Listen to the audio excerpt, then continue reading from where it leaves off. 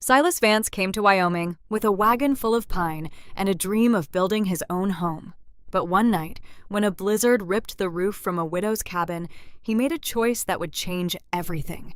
He could save his future, or he could save Clara Montgomery and her children. In the frozen darkness, hammer by hammer, board by board, a wounded drifter began building more than a roof. He began building trust, healing, and perhaps the kind of love that asks for nothing in return. But love in the West always comes with a price. The meaning of this story is that the greatest hearts are often the quietest ones, and the deepest love may be the one that never asks to be repaid. If you believe in stories that warm the soul, please like and subscribe so more people can find these unforgettable Western tales. The sky bruised purple, then went dead black. It was Christmas Eve, 1878, Sweetwater Creek, Wyoming. The wind didn't just blow, it hunted. Clara Montgomery sat on a wooden stool in the draft barn. Her fingers were numb. She leaned her forehead against the warm flank of her last milk cow, working the udders, just drawing out the last meager drops. 38 years old, a widow, a mother of two. She picked up the tin pail. It was light, too light. She pulled her woolen shawl tighter around her shoulders and stepped out into the freezing yard. The snow was already knee-deep. The cold was a physical thing. It bit through her boots. It stole her breath. Inside the small wooden house, the walls shuddered. The potbelly stove was doing its best, but the firewood was running low. Will stood by the frosted window. He was 12. His jaw was set hard. He was trying to look brave. Abby was 7. She sat curled on a braided rug near the fire, holding a worn rag doll tight to her chest. Dinner was broth, mostly water, a pinch of salt, a scrap of dried meat. They sat at the heavy oak dining table. The wind outside sounded like a freight train. The house popped and groaned. Will pushed his bowl across the table toward his little sister. "Take it, Abby," Will said. His voice cracked a little, but he forced it deep. "I ain't hungry, and I ain't scared of the storm, neither. I'm the man of the house now. It's my job to take the cold so you and Ma don't have to." Clara stopped eating. She set her wooden spoon down. She looked at her son. Her heart broke a little, right there in her chest. But when she spoke, her voice was clear, firm. "William, look at me." He looked up. "I love your brave heart," Clara said, her words slow, deliberate, cutting right through the howling wind outside. "But I am going to teach you a lesson right now, and I want you to remember it until the day you die. A child has a fundamental right to be a child. You hear me? You have a right to be safe, to be protected, and to be afraid when things are scary." Will blinked. His tough guy act wavered. Clara reached across the table and took his cold hand. "Society might tell you that a boy has to throw away his youth to replace a dead father. That is a lie. Children do not owe the world their childhood just because times are hard. It is my job to shield you, Will. It is my job to carry the weight. You are my son, not my soldier. Now, pull your bowl back and eat." Will swallowed hard. His shoulders dropped an inch. The heavy, invisible burden slipped off him just a little. "Yes, ma'am," he whispered.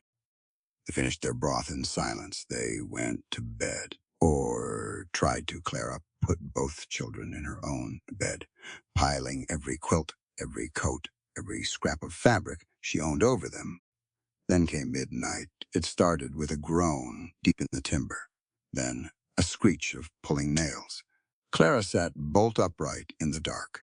She knew that sound. The wood was giving up. Crack. It sounded like a cannon firing inside the living room. Clara didn't think. She just moved. She grabbed Will.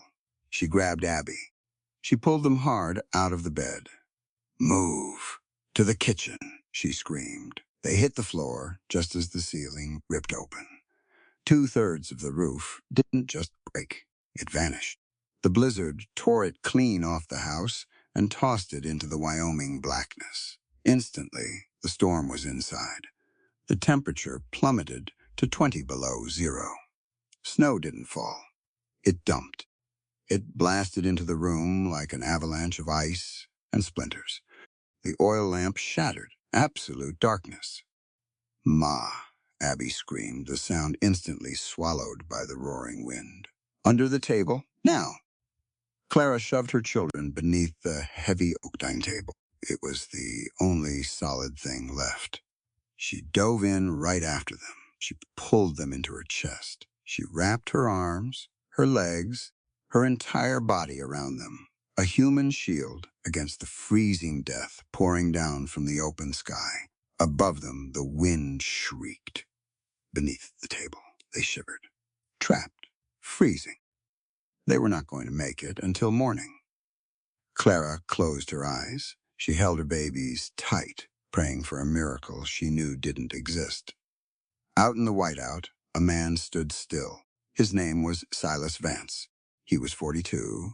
He was freezing. He stood next to a heavy freight wagon. A sturdy team of draft horses stomped the snow, nervous. The wind screamed through the bare trees. Ice clung to Silas' beard. It frosted his eyelashes. He had been camped a half-mile from the Montgomery place for 3 days. He didn't plan it that way. He was just passing through.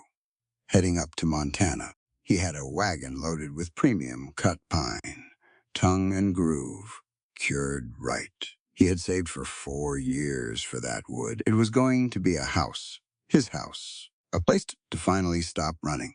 But 3 days ago, he rode past the Montgomery farm. He saw the roof. Silas was a carpenter, a master builder. He didn't just look at wood, he read it. He saw the sag in the ridge beam. He saw the rot along the eaves. He saw a widow out there chopping firewood. He saw 2 kids. He knew a storm was coming. The air tasted like iron. He could have kept riding. He should have kept riding. He had his own ghosts to outrun. A wife and a boy buried down in Texas, dead of the yellow fever. He hadn't been there when they passed. He'd been working, building someone else's house. He told himself to ride on, but he stopped his wagon in a thicket. He waited. Now the storm was here. It was a monster. Silas heard the crack over the roar of the wind, a sickening, hollow snap. The Montgomery roof was gone. He knew it in his gut. Silas looked at his wagon. He looked at the heavy canvas tarp covering his Montana pine, his future, his dream. He pulled his axe from the sideblock. "Sorry, boys," he muttered to the horses. He swung the axe. He drove it into the sideboards of his own wagon. He splintered the frame. He didn't have time to carefully unload. He needed the wood. He needed the heavy canvas. He needed the nails. He tore his own dream apart in the driving snow. He hitched a makeshift sled out of a broken wagon panel. He piled the pine boards high. He threw on the canvas, his father's hammer. He walked into the blizzard. It took him an hour to go half a mile. The wind fought him every step. It tried to push him down. It tried to freeze the blood in his veins. But Silas kept walking, 1 foot, then the other. He reached the house. It was a wreck. The roof was peeled back like a tin can. Snow was filling the kitchen. Silas climbed over the broken front door. He held his lantern high. The glass was cracked, but the flame held. "Hello," he shouted over the wind. Nothing. He stepped into the kitchen. The snow was already a foot deep inside. Then he saw them, under the heavy oak table, huddled together. A woman wrapping herself around a boy and a little girl. They were shivering violently, lips blue. Clara looked up. She saw a giant of a man covered in ice, holding a lantern.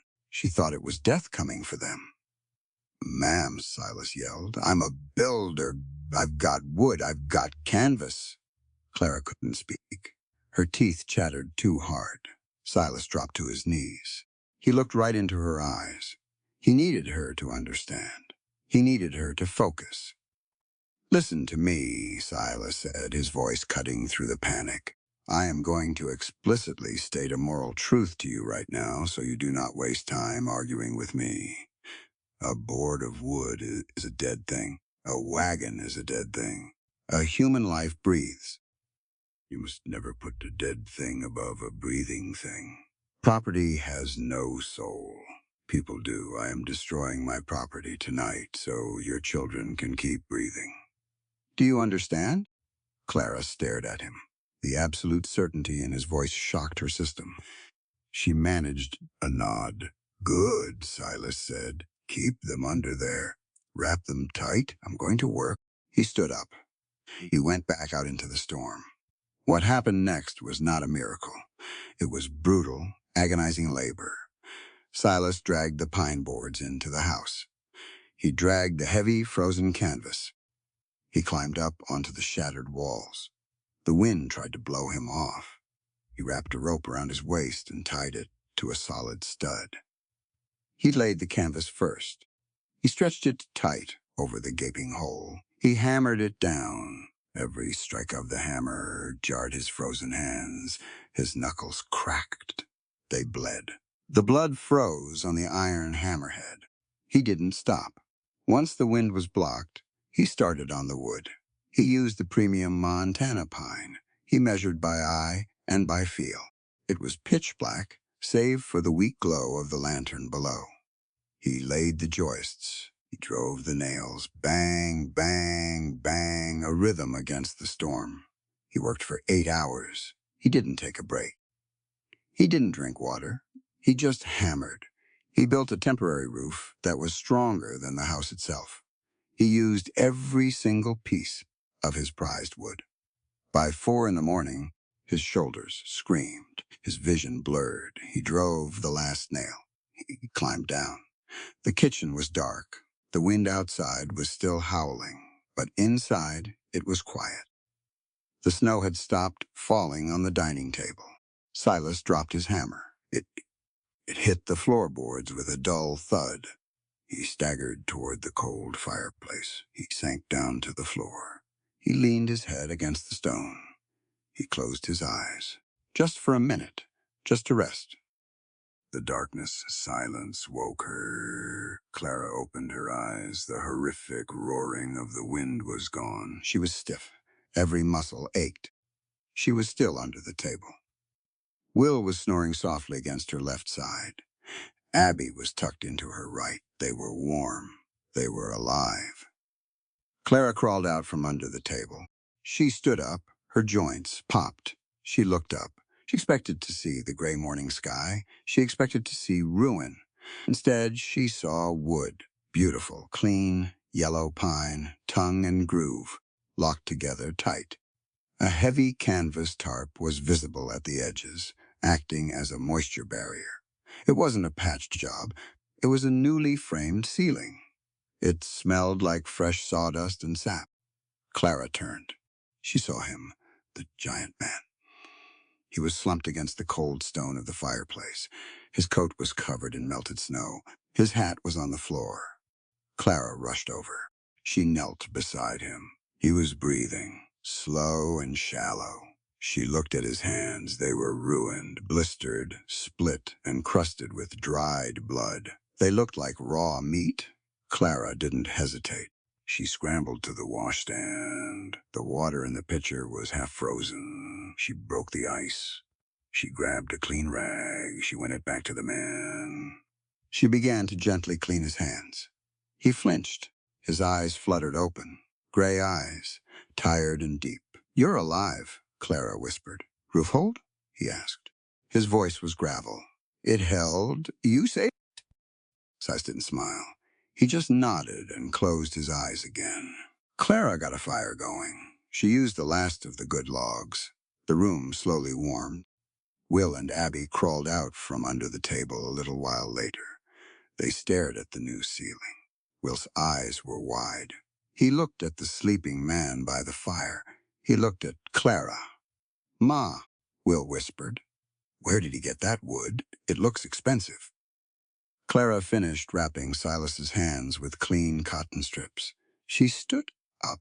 She walked over to her son. She put a hand on his shoulder. Will, listen to me closely, Clara said. Her voice was firm. She wanted this etched into his brain.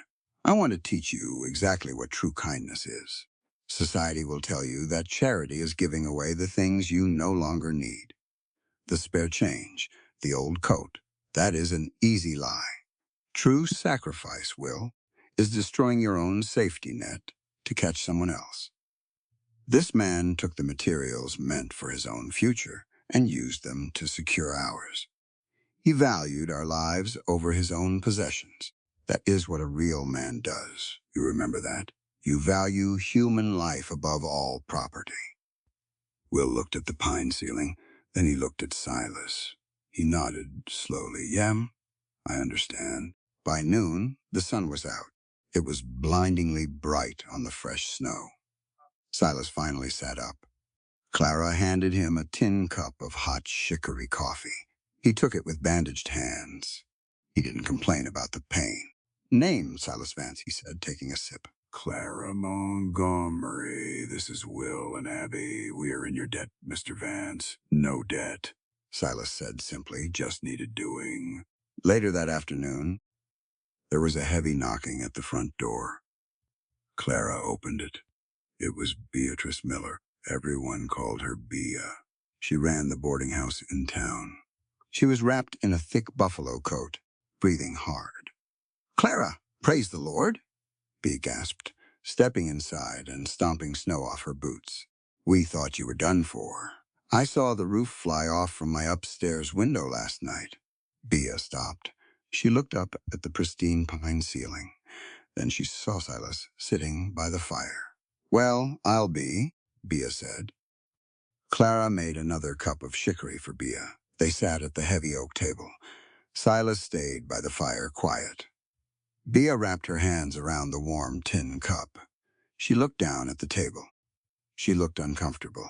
That wasn't like Bea. Bea was usually as blunt as a hammer. Clara, Bea started. She cleared her throat. I braved the drifts to come out here for a reason. And it wasn't just to see if you were breathing. Clara felt her stomach tighten. What is it, Bea?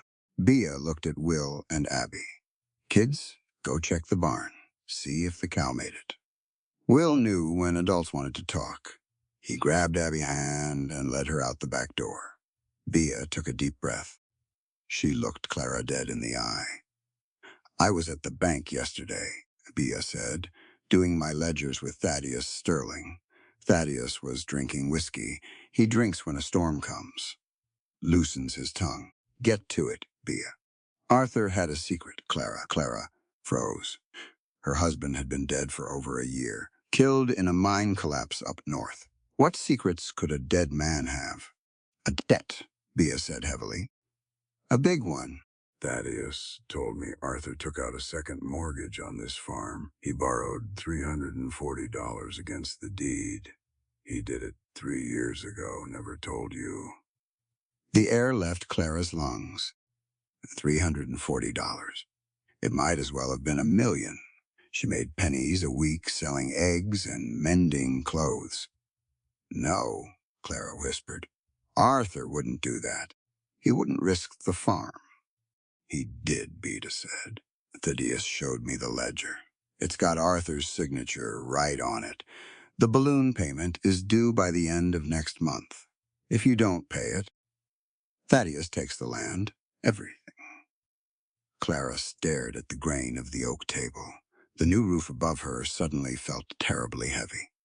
They had survived the storm, only to find out they were already drowning. Arthur lied to her for years.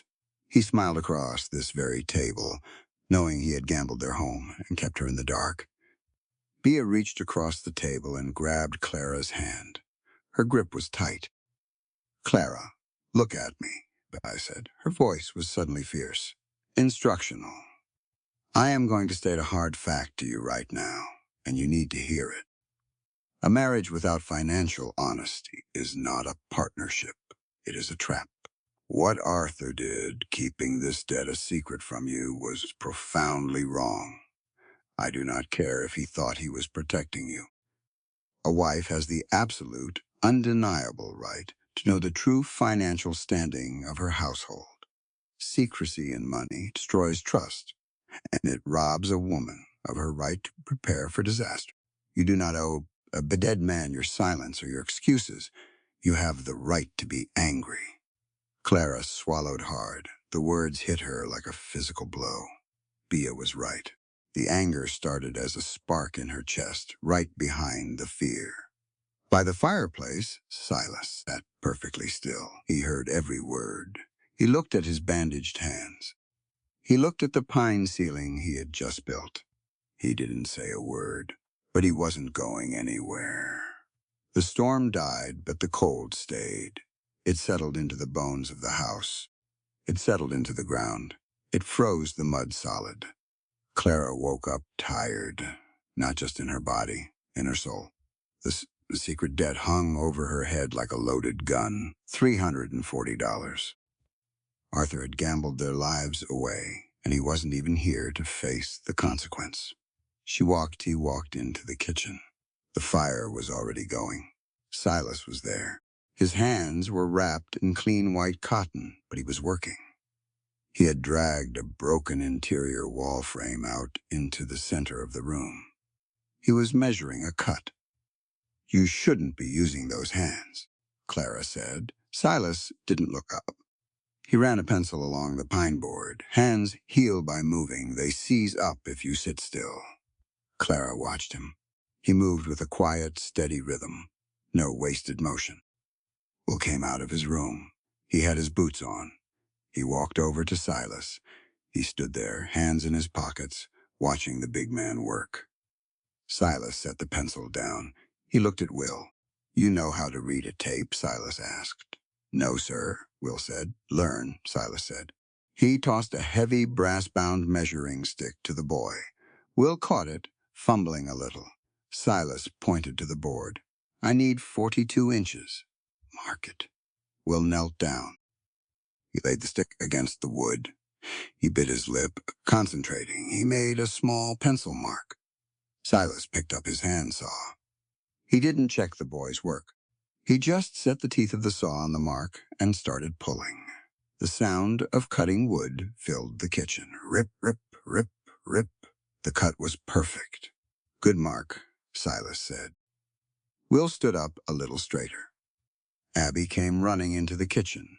She was carrying a wooden spoon and a tin bowl. She sat down near the stove and started banging the spoon against the tin, making a terrible racket.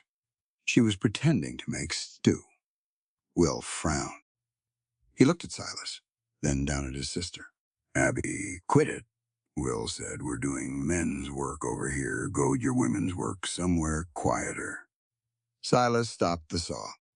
The silence in the room was sudden. It was heavy. Clara was standing by the wash basin. She froze. She waited to see what the stranger would do. Silas set the saw down on the sawhorses. He turned his body. He looked directly at Will. His gray eyes were flat, serious, and locked entirely on the boy. "William," Silas said. His voice was low.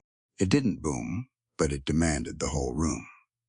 Will looked up, a little nervous. "Yes, sir?" Silas stepped closer to the boy. He pointed a bandaged finger toward the wash basin, where Clara stood.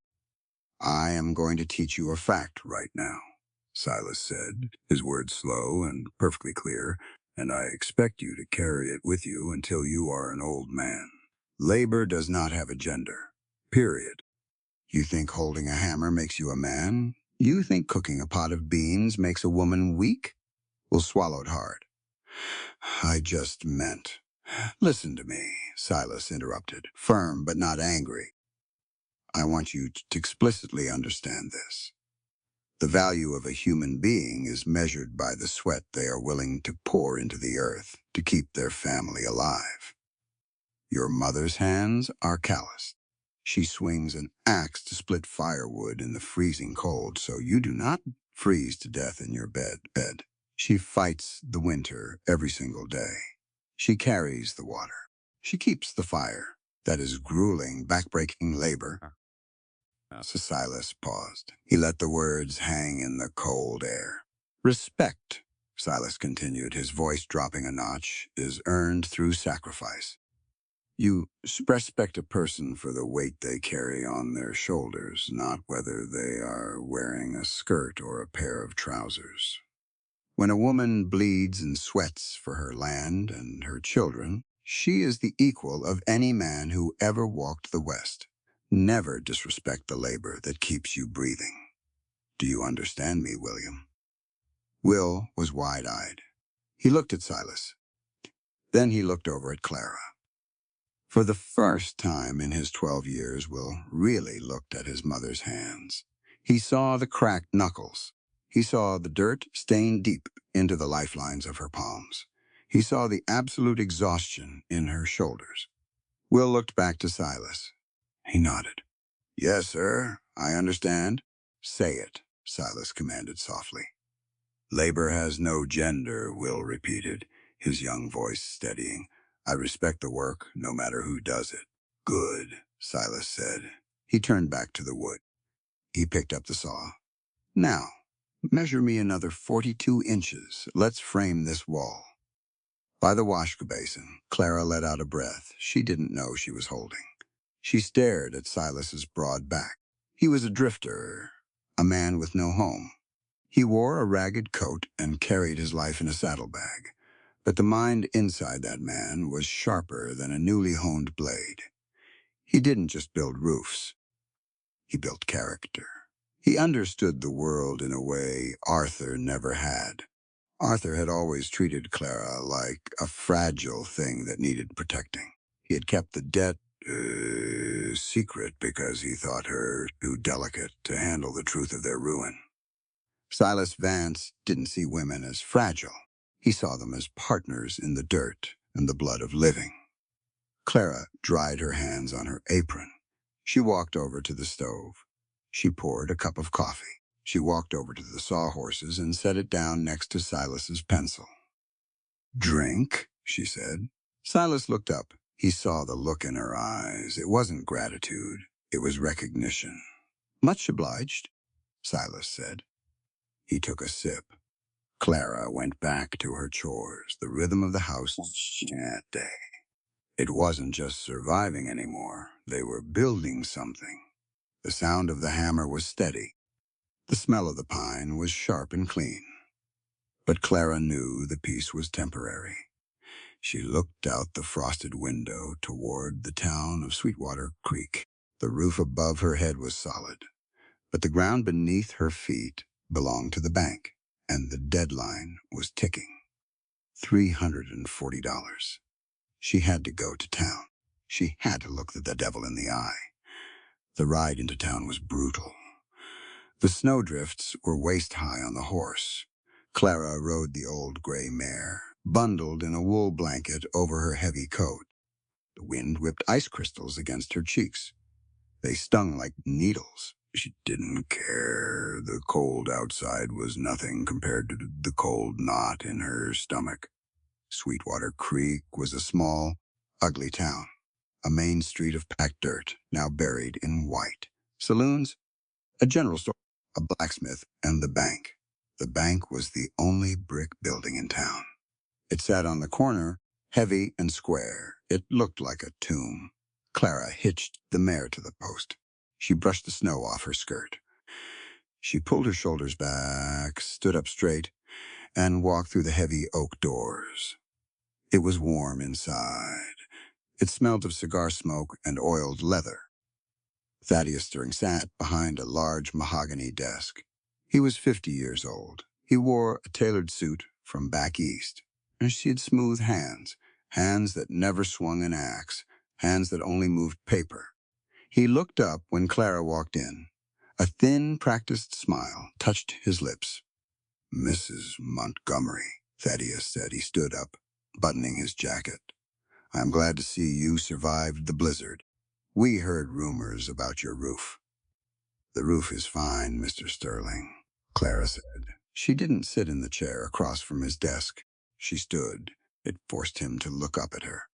I'm pleased to hear it, Thaddeus said. He sat back down. He steepled his fingers. He knew why she was here. He always knew. Bay Miller came to see me. Clara said. Her voice was flat. No emotion. She told me about the second mortgage, the one Arthur signed. Thaddeus sighed. He managed to look almost sympathetic. Almost. I instructed Beatrice not to distress you, Clara, given your recent tragedy. You instructed her to keep me blind, Clara corrected him. The balloon payment is due at the end of next month. $340. Plus interest, Thaddeus added softly, bringing the total to near 400. It is a heavy burden for a widow, Clara. Arthur was a foolish man to risk your security. Clara didn't flinch at the insult to her dead husband. She needed facts, not pride. I need an extension, Thaddeus. A year. I can sell the back 40 acres come spring. I can cover the debt then. Thaddeus shook his head slowly. I am running a bank, Mrs. Montgomery, not a charity. The terms of the contract are clear. The note is due. I cannot grant an extension. He leaned forward. His voice dropped to a comforting, patronizing purr. But I am not a monster, Clara. I know you cannot pay this. And I know you cannot run a farm of that size alone with 2 young children.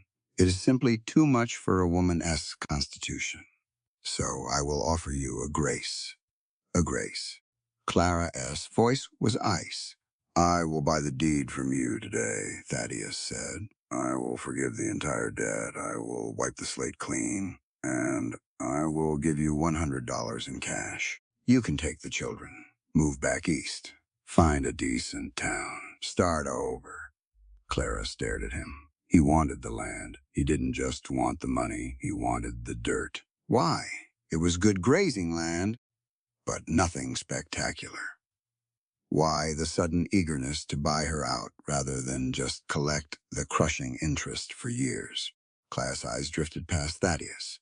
On his mahogany desk, partially covered by a ledger, was a map. It was an expansion survey. A line was drawn in heavy red ink. It ran straight out of Cheyenne, heading west, right through the southern edge of the Montgomery farm. The railroad, a private spur line. Thaddeus knew it was coming. He knew the railroad company would pay 10 times the value of the dirt for the right-of-way. He wanted her off the land before the surveyors made it public. Clara looked back at Thaddeus. She smiled. It was a terrifying smile. $100, Clara said. You are very generous, Mr. Sterling. It is the best I can do, Thaddeus lied smoothly. Except, Clara said, taking a step closer to the desk, I'm not selling, and I'm not leaving. Thaddeus' smile vanished. His face hardened. He dropped the gentleman act.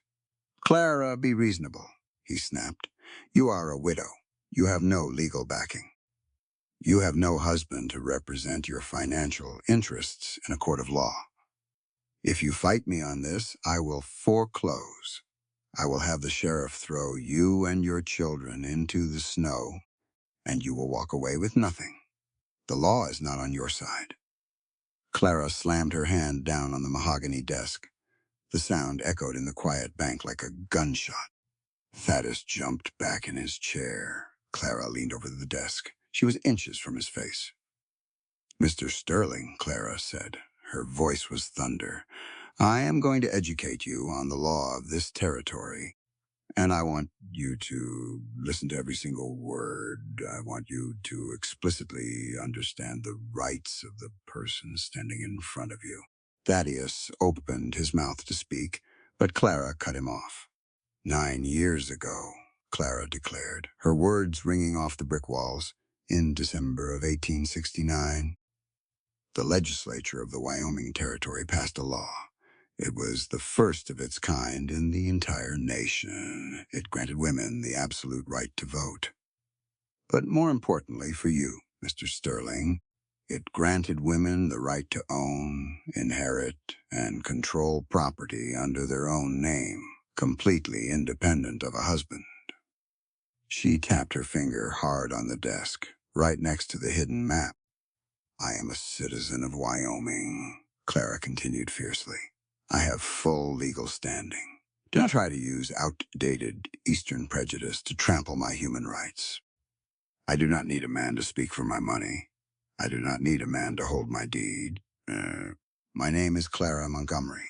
I own that land by the laws of this territory, and you will not steal it from me just because you think a widow is easy prey. Thaddeus was speechless, his face flushed deep red. He hadn't expected her to know the statutes. He hadn't expected the fire. You owe me $400, Thaddeus finally hissed, his composure breaking. Law or no law, if you don't have the coin by the 30th of next month, I take the farm. Then I will get the coin, Clara said quietly. How? Thaddeus sneered, selling eggs? You are ruined, Clara. The railroad won't save you in time. Clara's eyes flicked to the map. Thaddeus realized his mistake. He quickly pulled the ledger over the red line. I know what the land is worth, Thaddeus, Clara said softly. I know why you want it. You won't get it. She turned around. She walked toward the heavy oak doors. 30 days, Mrs. Montgomery, Thaddeus yelled after her. Not a day more. Clara didn't look back. She pushed the doors open and stepped out into the freezing wind. She untied the gray mare.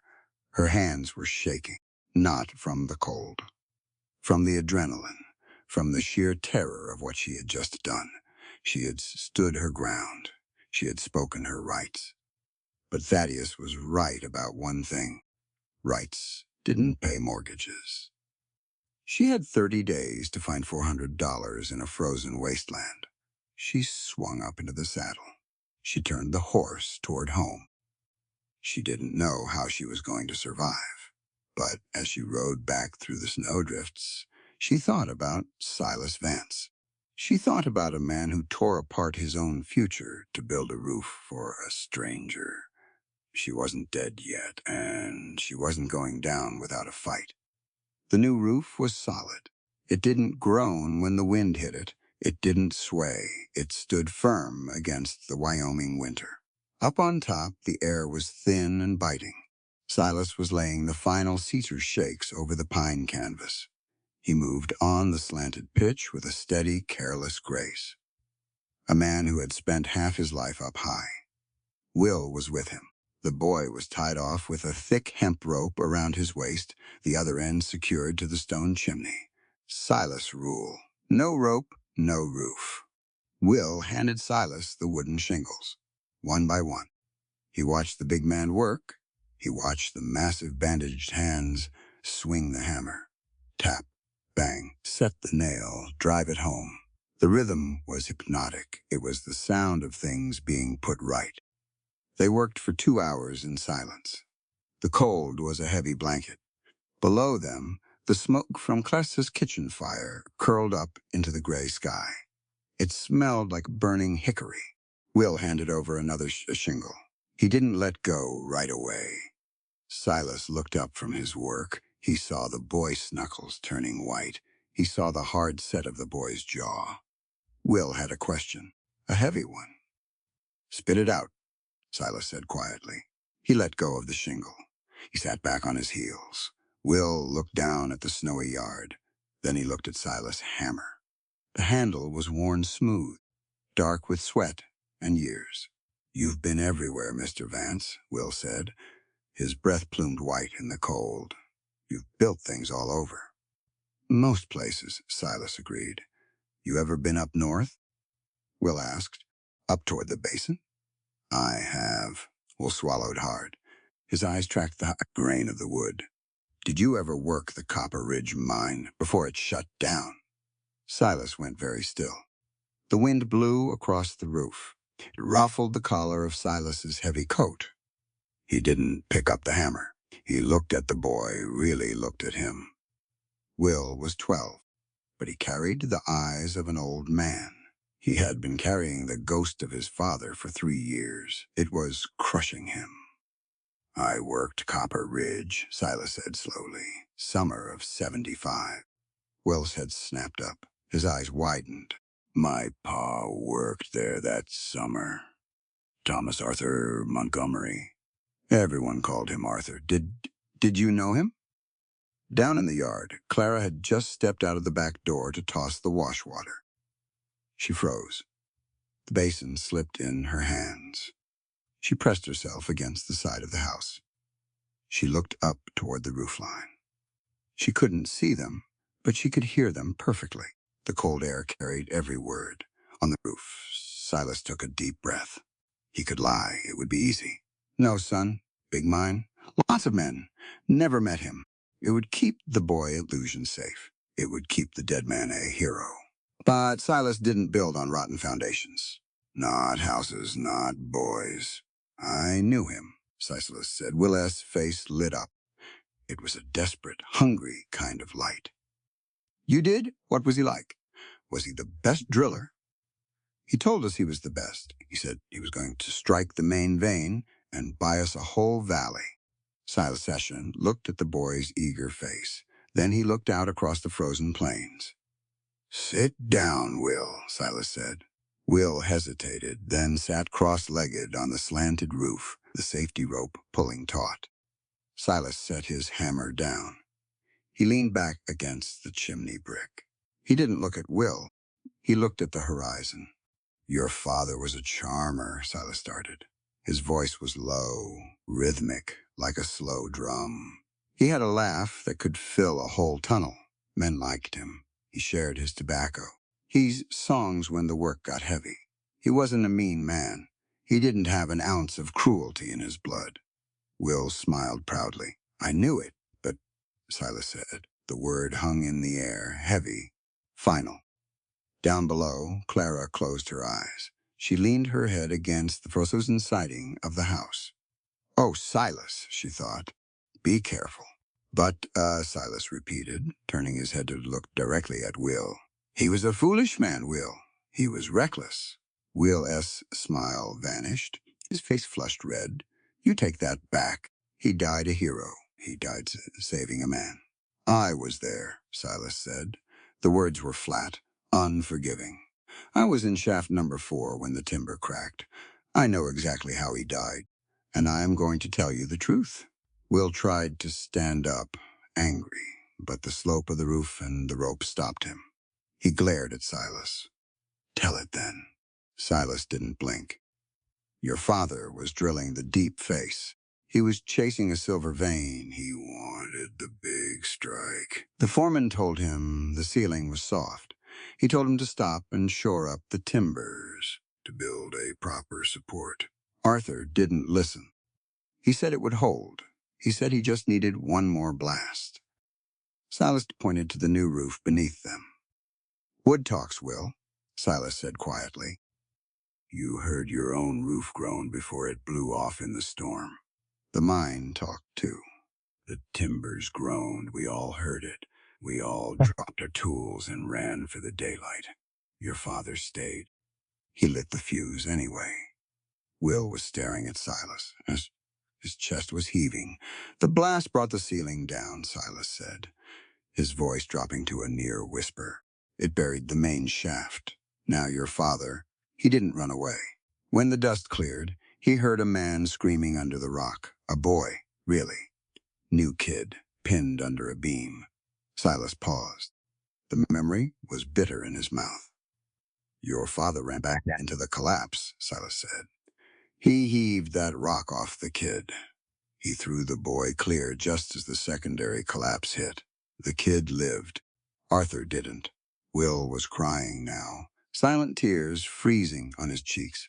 He saved him. He was a hero. He saved a man from a disaster he caused. Silas corrected gently, but firmly. He was brave at the end, Will. Yes, he had a good heart. But his refusal to do the hard, slow work of building a support is what got him killed. His recklessness made you a fatherless boy. Will put his face in his hands. He sobbed. The great, heavy idol of his father was shattering into pieces. Silas didn't reach out to comfort the boy. He let him cry. He let the false idol fall. When Will finally went quiet, just sniffling in the cold air, Silas shifted closer. William, look at me. Will wiped his nose on his sleeve and looked up. His eyes were red and angry and confused. "I am going to teach you an explicit lesson right now," Silas said, his voice ringing with absolute authority. "I want you to hear this truth, and I want you to remember it forever. Society demands that we turn dead men into perfect saints. That is a dangerous, destructive lie. When you idolize a flawed man, you force yourself to try and live up to an impossible illusion. You have spent 3 years trying to be the perfect man of the house because you thought your father was a perfect man." Silas pointed a bandaged finger at Will's chest. "You must respect the right to the truth, William," Silas stated clearly. "You must explicitly understand that people are complex. Your father was brave and your father was foolish. He loved you, and he gambled your future away. Both of those things are entirely true at the exact same time. You do not honor the dead by lying about who they were. You honor them by learning from their mistakes. Do not be reckless. Do the hard work. Shore up your timbers before you blast. Acknowledge your father's flaws so that you do not have to repeat them. Do you understand this lesson?" Will stared at Silas. The anger was gone. The confusion was fading. In its place was an immense, overwhelming relief. He didn't have to be a superhero anymore. Because his father hadn't been one either. His father was just a man who made a terrible mistake. Will nodded slowly. "Yes, yes. I don't have to be like him." "No," Silas said softly. "You just have to be William." Silas picked up his hammer. He picked up a cedar shake. He handed it to Will. Will took it. He set it on the roofline. Silas drove the nail. Bang! Down in the yard. Clara pushed herself away from the wall. Her hands were shaking. Tears were streaming down her face, hot and fast. She covered her mouth to keep from sobbing out loud. Silas hadn't just fixed the roof. He had just reached into her son's chest and pulled out the poison. He had given Will the truth, a hard, jagged truth, but a clean one. Clara walked quietly back into the house. She went to the stove. She put the coffee pot on. She felt lighter. The ghost of Arthur Montgomery had lived in this house for 3 years. He had sat at the table. He had slept in her bed. He had ridden Will like a harsh taskmaster. Today the ghost was gone. Silas had evicted him with the swing of a hammer and the weight of the truth. Evening came early. The sky turned purple, then black. The wind died down. The Wyoming cold settled in, silent and deep.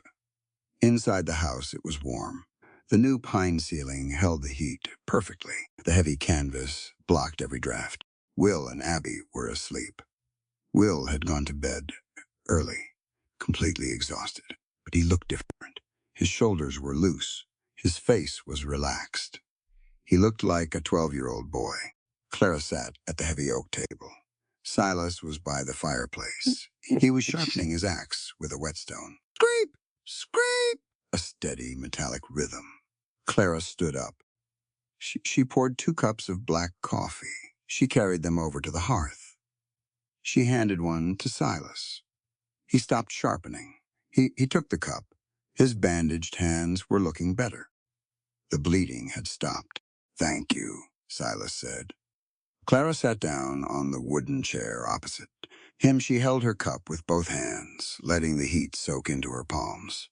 She looked at him, at the lines around his eyes, at the gray in his beard. "I was in the yard today," Clara said quietly. Silas didn't flinch. He took a sip of his coffee. He looked at the fire. "I heard what you told Will," Clara said. He asked. Silas said simply, "I don't lie to children. The world lies to them enough." "I know," Clara said. She looked down at her coffee. "Arthur never told me about the mine. Not really. He just said he was going to hit the mother lode. He said we were going to be rich." "A lot of men say that," Silas said. "The dark makes them dream big." "I was so angry at him," Clara whispered. The admission tasted like ash in her mouth, but she needed to say it. She had never said it out loud to anyone. When they brought him home in a pine box, I wasn't just sad, Silas. I was furious. I was furious that he left me here with 2 babies and a broken farm. And then I felt guilty for being angry because everyone told me he died a hero. Silas set his coffee cup on the stone hearth. He leaned forward. You had a right to your anger, Clara. Clara looked up. Her eyes met his. He left you carrying the whole load, Silas said. His voice was incredibly gentle. He chased a dream instead of tending his reality. Being angry at that doesn't make you a bad widow. It makes you a survivor. Clara let out a shaky breath. You told Will the truth today, and you gave him his childhood back. I don't know how to repay you for that. I didn't do it for pay, Silas said. They sat in silence for a long time. It wasn't an awkward silence. It was the comfortable, heavy silence of 2 people who had stripped away the polite lies and found solid ground underneath. They didn't talk about Arthur anymore. They didn't need to. They sat by the fire, drinking bitter coffee, watching the glowing orange embers. The house was quiet. The roofs was strong. For the first time in 3 years, Clara felt safe. Not just protected from the wind, but safe in her own mind. She looked over at Silas. He was staring into the flames, a man who carried his own heavy ghosts, a man who had broken his own dreams to build hers. I see you, Silas Vance, Clara thought. I see exactly who you are. She didn't say it. She'd just finished her coffee, stood up, and went to check on her children. Tomorrow, she had a war to fight with the bank. But tonight, she had a home. The new year came in hard. It didn't bring a thaw. It brought ice. Thick, clear ice that coated the bare trees like glass. It was the first Sunday in January. Sweetwater Creek was quiet, the kind of quiet that means everyone is hiding from the cold. Clara hitched the gray mare to the wagon. She bundled Will and Abby in every woolen blanket they owned. Silas didn't go. He stayed at the farm. He said he had a rusted hinge on the barn door to fix. He wasn't much for church pews. He said he found his religion in a straight plumb line and a driven nail. Clara drove the wagon into town. The church was a small, white clapboard building at the end of Main Street. Inside, it smelled of damp wool and wood smoke. The potbelly stove in the corner was glowing red, but the heat didn't reach the back rows. Reverend Josiah Thorne stood at the pulpit. He was 60 years old. He had a face like a worn leather saddle. He had buried half the town and baptized the other half. He knew everybody's business, but he kept his mouth shut. That was a rare thing in Wyoming. The service was short. The hymns were sung fast just to keep the blood moving. When it was over, folks filed out quickly.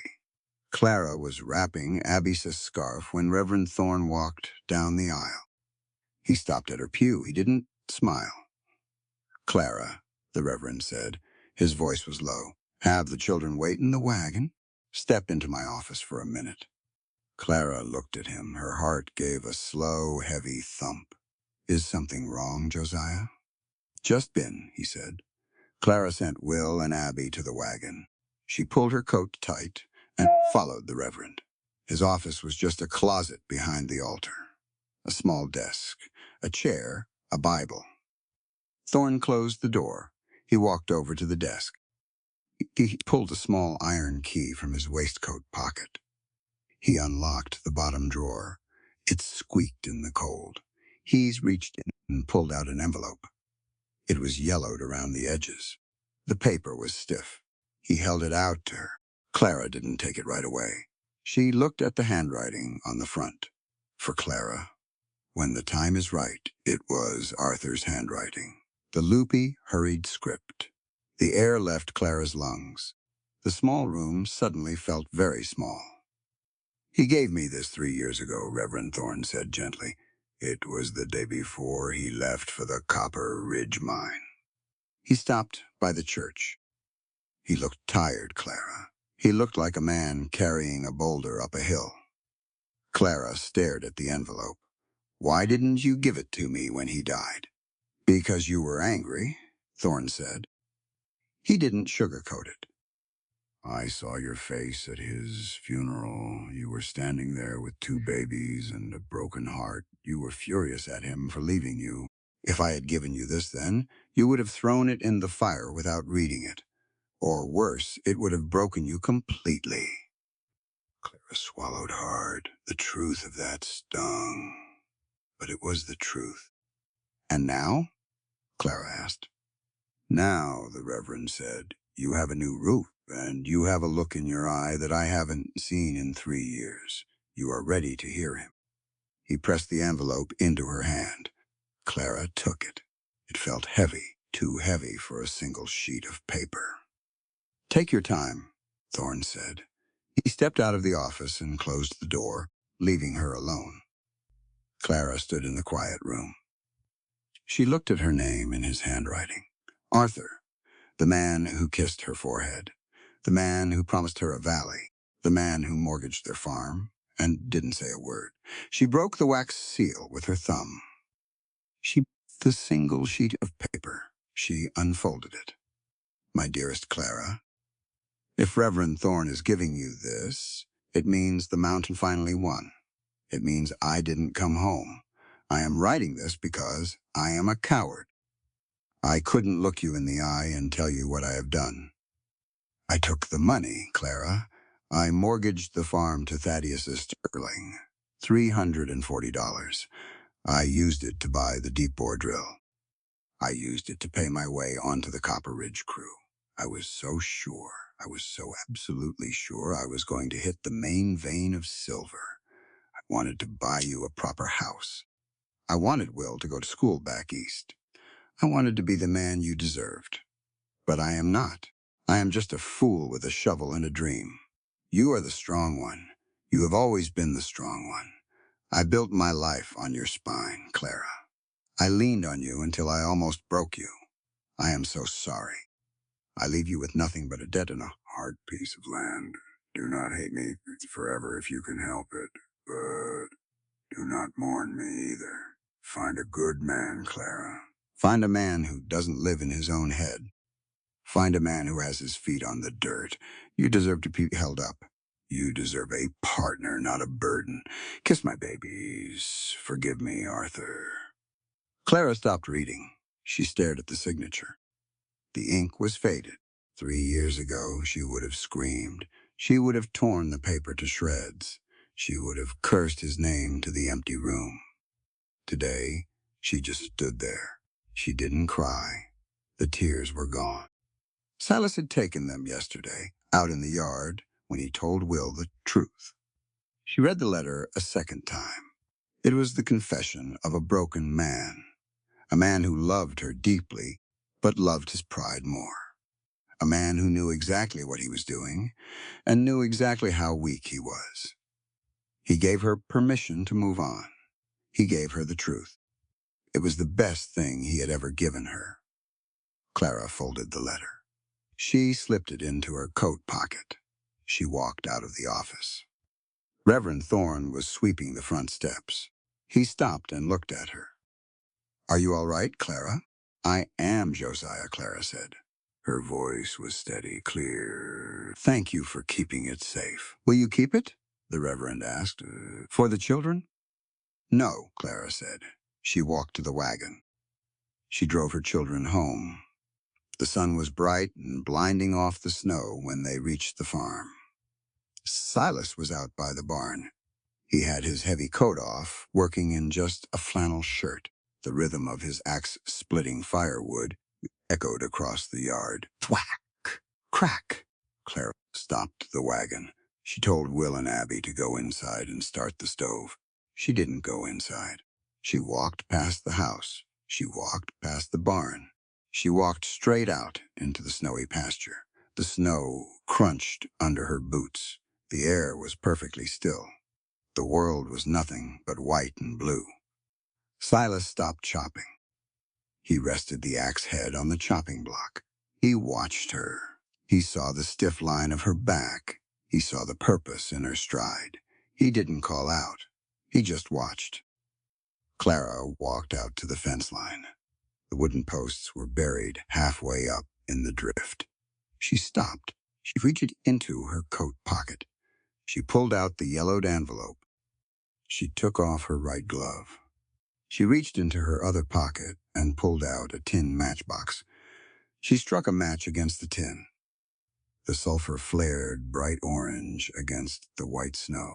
She touched the flame to the corner of the envelope. The old dry paper caught instantly. It curled. The edges turned brown, then black. The flame licked up toward her fingers. Clara didn't drop it until she felt the heat on her skin. She let the burning letter fall into the snow. It hissed. A small wisp of gray smoke rose into the cold air. The wind caught the black ashes and scattered them across the frozen Wyoming dirt. Gone. She stood there staring at the small black scorch mark in the snow. She heard the heavy crunch of boots behind her. She didn't turn around. She knew the footfalls. Silas stopped a few feet away. He looked at the black ash. He looked at Clara's bare hand, still holding the empty matchbox. "Burning memories?" Silas asked. His voice was a low rumble. "Burning ghosts," Clara said. She turned around to face him. Silas looked at her. Her eyes were bright, fierce. There was no sadness in them at all, just a profound, clear strength. "Arthur wrote a letter before he died," Clara said. "He gave it to the preacher. I just read it." Silas nodded slowly. "Did he explain himself?" "He confessed," Clara said. "He apologized. And he told me to let him go." Silas looked down at the ash. "And did you?" "Yes." Clara took a step closer to Silas. The snow crunched. She looked up into his gray eyes. She needed him to hear this. She needed to say it out loud, not just for herself, but for the man standing in front of her, the man who had been running from his own ghosts for 4 years. "Listen to me, Silas," Clara said. Her voice was clear, sharp, and totally uncompromising. "I want you to learn something today. Something I just finally understood." Silas went still. He met her gaze. "Society teaches us forgiveness is a gift we give to the person who wronged us," Clara stated explicitly, her words cutting through the freezing air. "The church tells us we forgive the dead so their souls can rest in peace. That is a lie, a dangerous lie." Silas didn't blink. He listened. "Forgiving the dead has absolutely nothing to do with them," Clara declared. "It is not for their peace. It is for ours. Forgiveness is a tool. It is a knife we use to cut the rope that ties us to a corpse. Arthur made terrible mistakes. He ruined our finances. He lied to me. I was carrying his guilt and his shame and my anger as if it were my duty as a widow to haul that weight around." She pointed down at the black ash in the snow. "I am stating this as a fact, Silas," Clara continued, her voice vibrating with conviction. "Forgiveness is about giving ourselves the absolute right to live. It is about refusing to drag a ghost behind us for the rest of our natural lives. It is the selfish, necessary act of surviving. You do not hold on to the pain out of loyalty. You drop the pain because you have work to do today." The words hit Silas like a physical blow. He stood frozen in the snow. The Wyoming wind blew around them, but he didn't feel it. He heard Clara's words, but in his mind, he was back in Texas. He was standing over 2 fresh graves in the hard yellow dirt. A wife, a 4-year-old boy. He had carried them for 4 years. He had carried the guilt of not being there when the fever took them. He had made himself a drifter, refusing to sleep in a real bed, refusing to build a house for himself, because he believed he didn't deserve it. He believed that moving on was a betrayal. He believed his suffering was his loyalty. Clara was looking right at him. She saw the shift in his eyes. She saw the heavy, rusted iron of his grief suddenly crack. You hear me, Silas? Clara asked softly. Silas hard. His chest rose and fell in a deep, shaky breath. I hear you, Silas said. His voice was thick, rough. Good, Clara said. She put her glove back on. She looked back toward the farm. The smoke was rising from the chimney. His roof was shining yellow in the sun. The dead are dead, Silas, Clara said, her tone softening, but losing none of its truth. But my children are shivering inside, and we have 30 days to find $400, or Thaddeus Sterling is going to take that house you just bled to fix. She started walking back toward the cabin. Silas stood in the pasture for a long time. He looked down at the tiny scorch mark in the snow. The ashes were already blowing away, disappearing into the white. You drop the pain because you have work to do today. Silas closed his eyes. He saw his wife's face. He saw his little boy. For the first time in 4 years, he didn't ask them for forgiveness. He just said goodbye. He opened his eyes. He looked at Clara, walking steadily back toward the house. Her spine was straight. Her head was high. Silas turned his back on the ashes. He walked back to the chopping block. He picked up his axe. He had work to do. The house was quiet, but Will S.'s mind was loud. It was the dead of night. The fire in the stove had burned down to orange coals. The new pine roof held the warmth in, but Will couldn't sleep. He lay under his wool blanket, staring up at the dark ceiling. He was 12 years old. He felt like an old man. He knew the truth now, Silas had told him. Pa, wasn't he a hero? Pa was reckless. Pa had made a terrible mistake in the mine, and it got him killed. But Pa had made another mistake before he died. Will knew about that, too. He wasn't stupid. He had ears. He heard his mother talking to Silas in the yard. He heard the name, Thaddeus Sterling. He heard the number, $400, 30 days, or the bank took the farm. They took the house. They took the new roof. Will threw off his blanket. The floorboards were freezing against his bare feet. He pulled on his thick wool trousers. He pulled on his heavy boots. He moved quiet, like a shadow. He didn't want to wake his mother. She had enough to worry about. Her eyes were always tired these days. Will buttoned his coat. He walked to his mother's small writing desk in the corner of the sitting room. He struck a match and lit the oil lamp, keeping the wick turned low. He found a scrap of heavy paper. He found a pencil stub. He sat down. He chewed on the end of the pencil. He thought about what a man does when his family is in trouble. A man steps up. A man fixes the mess, even if it wasn't his mess to begin with. That was the rule of the West. You pay your debts. Will started to write. His handwriting was blocky, a little crooked. He didn't spell every word right, but the meaning was ironclad. He folded the paper. He shoved it deep into his coat pocket. He blew out the lamp. He crept out the back door. The Wyoming night was brutal. The cold hit him like a physical blow to the chest.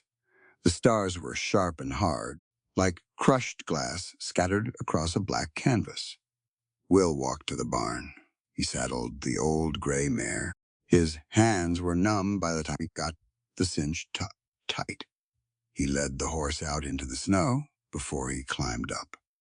He didn't want the crunch of hooves in the yard to wake anyone. He pointed the mare toward Sweetwater Creek. It was a 5-mile ride.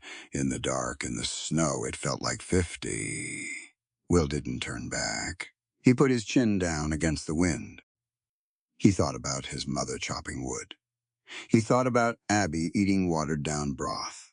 He thought about Pa, smiling and laughing and gambling their whole world away.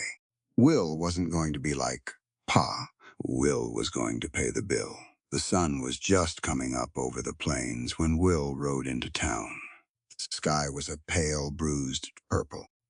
Smoke was rising from the chimneys along Main Street. Will tied the mare to the post outside the bank. The brick building looked heavy, unforgiving.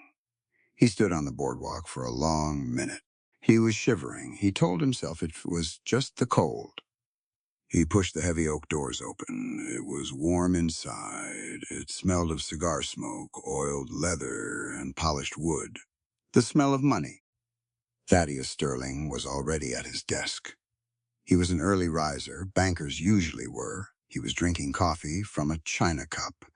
He wore a crisp white shirt and a dark vest. Thaddeus looked up. He frowned.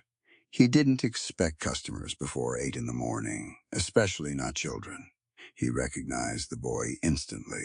The dark hair, the set of the jaw. Arthur Montgomery S. Kid. "The bank isn't open, boy," Thaddeus said. His voice was smooth, but there was no warmth in it. Will didn't leave.